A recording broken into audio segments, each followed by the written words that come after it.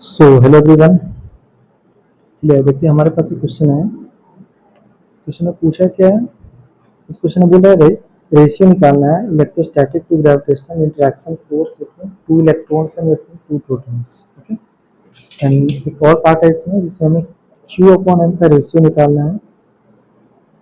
कब निकालना है क्यू अपॉन रेशियो? जब force between two electrons, electrostatic force and gravitational force अगर इक्वल हो बिटवीन टू इलेक्ट्रॉन्स और between two protons identical particles. तो जब दोनों को अगर इलेक्ट्रोस्टैटिक और ग्रेविटेशन फोर्स अगर इक्वल हो तो क्यू अपन एम का रेशियो क्या होगा? पहले हम लोग फर्स्ट पार्ट सॉल्व करते हैं। ओके, फर्स्ट पार्ट में हम लोग पहले रेशियो निकालते हैं दो इलेक्ट्रॉन के बीच। फर्स्ट सपोज टू इलेक्ट्रॉन के बीच निकाल रहे हैं, बिटवीन टू इलेक्ट्रॉन्स।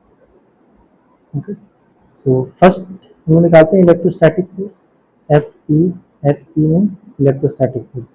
फॉर्मूला क्या होगा इलेक्ट्रोस्टैटिक फोर्स का? K Q one Q two by R square. K Q one Q two, actually electron दोनों का चार्ज सेम होगा तो Q Q square upon R square. Similarly gravitational force क्या होगा? G M one M two. दोनों electron का mass तो same होगा तो एम स्क्वायर लिख सकते हैं अपॉन आर स्क्वायर। रेशियो निकालना है F E upon F G. जब डिवाइड करेंगे आर स्क्वायर कट जाएगा तो क्या बचेगा हमारे पास? K Q square upon G M square.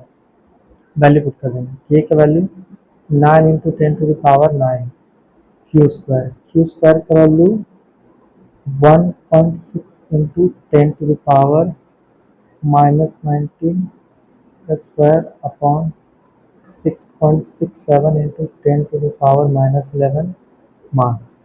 Electron का मास कितना होता है? 9.1 into 10⁻31 kg square. After simplifying, simple इसको सिंप्लीफाई करना है। आफ्टर सिंप्लीफाइंग मैं जस्ट वैल्यू लिख रहा हूँ, डायरेक्ट वैल्यू लिख रहा हूँ।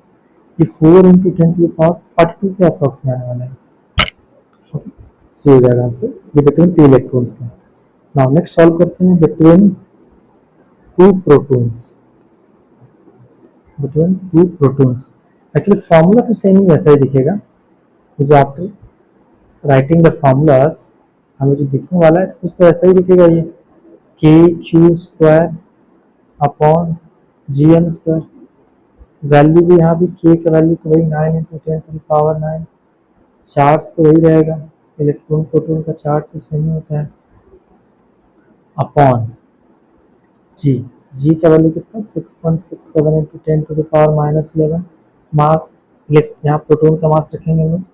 प्रोटॉन का मास 1.67 इंटू 10⁻⁻27 स्क्वायर।